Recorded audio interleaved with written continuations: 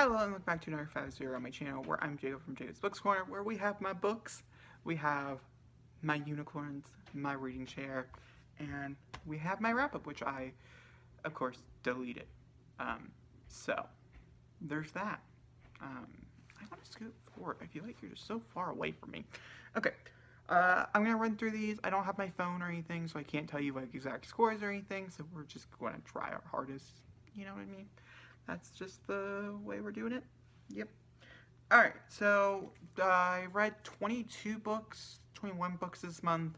Lots of these were first issues or issues, a part of series or whatever in comic books, and most of them don't have like their volumes, and so a lot of these books are actually taken off my list once the volumes come out, but I like pages. If you guys don't know, my goal for this month, for this year, to read 40,000 pages, if not more. That'd be great, but 40,000-ish pages, and so I think I can do that in roughly like 200 or so books and things. That number has grown as more books and stuff, so I think I'm up to like 152 at the moment amount of books. But that's because I write so many one-offs and things that are like 22 pages or something. Either way, there's a few that I'm going to throw up on the screen real fast. I'm going to move over here so we can have them. So the first one we're going to talk about is Black Widow. This is a new run on Black Widow, I think. If you guys think I'm wrong, let me know in the comments down below, as I would truly love to know. Because I could be. I'm not going to lie to you. I could be. I think it's new. I think it's a new run. This is issue number 1. It came out in the beginning of September. I really like it. I give it a 4 out of 5 stars. I quite enjoyed it. Issues are really hard because normally there's a full arc, and this is just one part of an arc, and so you don't really want to, that's why volumes are so much easier to read, because then you have full connection with that character or whatever. Either way, so there's that. The next one we're going to be talking about that I read is Harley Quinn, Black, White, and Red. This is a one-off. This is a series based on one-offs. There's like 13 issues in it together, maybe 10 or something. I only read the first one, as it's the only one that really enthralled me. Everything else did not. This is different takes on Harley Quinn throughout the years, such as characters or just in general, whatever it might be. And this one was based on the art director and the creator of Harleen, which is a phenomenal graphic novel that I read quite a bit ago. It's like a full-on book. It's not even like a graphic novel. And this made me cry. So this was a 5 out of 5 stars. It's like 13 pages, and I was bawling. So, you know that's good. And then, let's go run through Buffy and Angel. I'm using a crossover, so I don't have to hold up 2 different comic books. I know, I'm a cheat. Get over it. But it's what's happening. So, this comic book right here, which is technically like Hellmouth, like number 12 or whatever. This is Buffy the Vampire Slayer number 12. But this is a Buffy Angel event. And so this is going to take place for Buffy and Angel. So, we're going to run through the Buffy ones. I read 13, 14, 15, I don't think 16's out yet, with an average rating of a 3? No, an average rating of a 4? Maybe it was. Maybe there was 16. Something like that. Something of those lines. Yeah. Between 15 and 17 issues for Buffy. With an average rating of 4, I don't really know how to talk about this. This is the remake. I have quite a few different issues. I reviewed quite a few of them when they first came out. I stopped reviewing them because I thought they were mostly trash. I still think they're pretty good trash, but they're still, I would say, mostly trash. I'm paying for them, so take that as you will. And then we have Angel, which is Angel and Spike, which I don't really know how much I enjoy the fact that I don't think Angel was ready enough to have a crossover on its own. I think Angel should have been born in the Buffy universe and then had a crossover. It's amazing.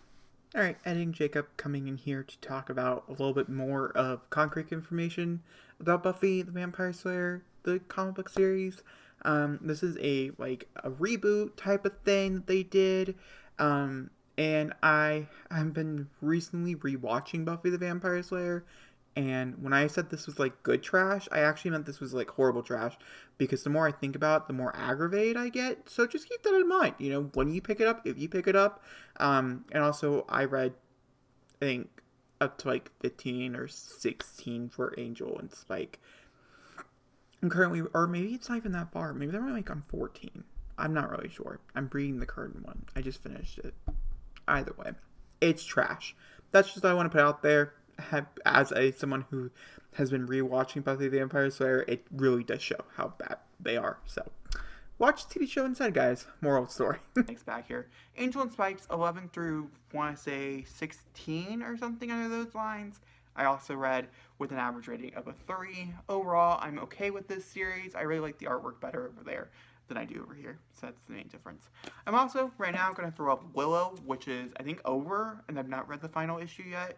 But I read the first 2 with an average rating of a 4. This is take place after the events of the comic book I actually just showed you, where she's recovering from grief and figuring out who she truly is and things. And I think it's pretty cool. It's the first one-off characters that we've had for this series, and it does give me hope that there is an audience here for it, so good for it. Another thing I read that I don't have a copy of is The Poems for the End of the World.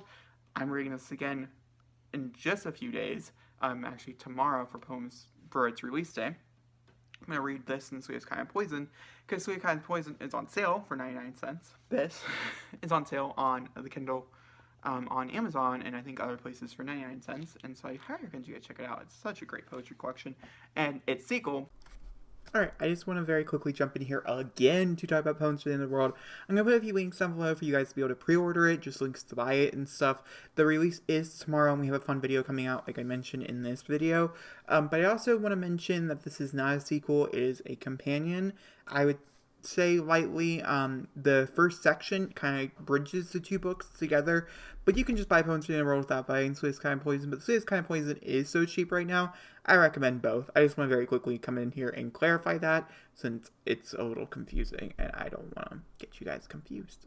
There you go. Poems for the End of the World, which is on the screen right now, is coming out on October 1st, and I have a fun video coming out for it tomorrow, but I reread it. This was a 5 out, beautiful stars. No one was shocked. Okay. Yeah, so I absolutely adored it. I thought it was amazing. And so, yeah.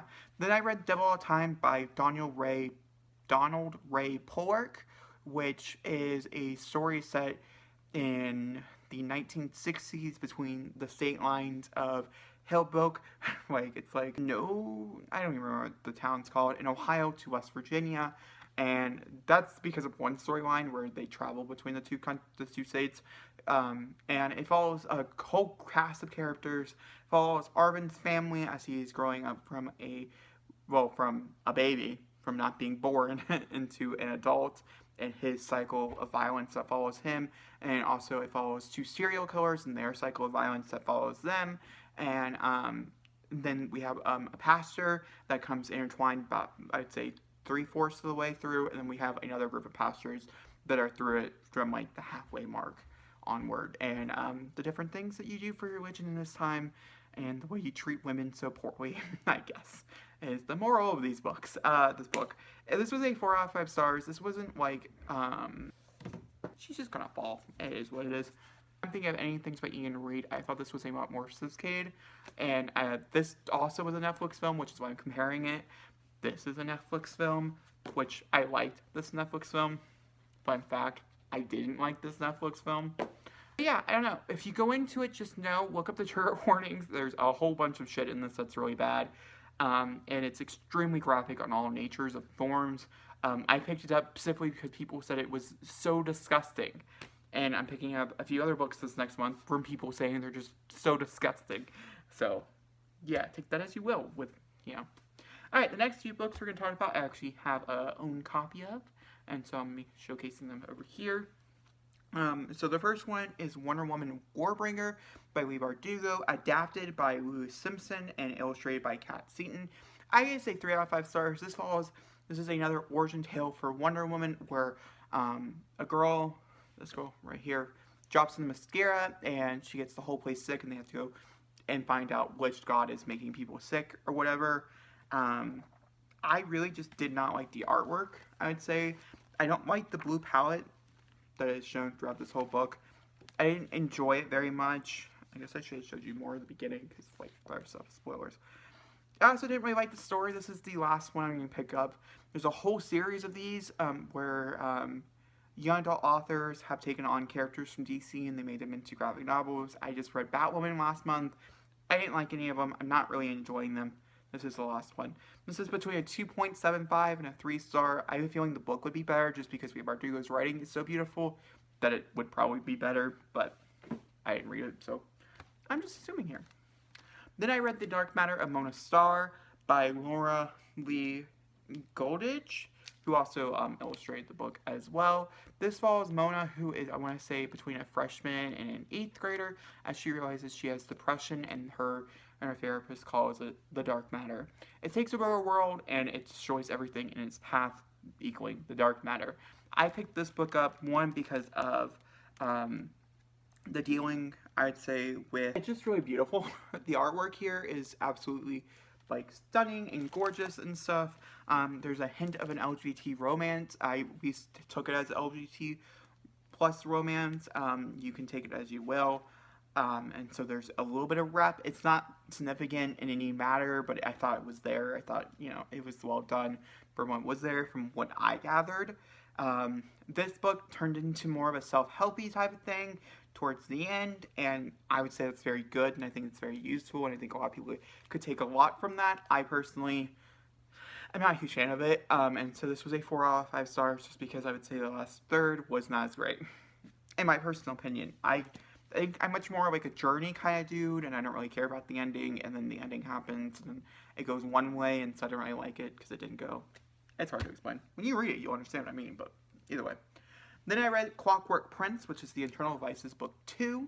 The reviews for these will be coming out this month. I need to finish Clockwork Princess, which is sitting right there. And the other one, which we'll talk about. This took me like over a month to read, just for the simple fact that I lost the audiobook for it.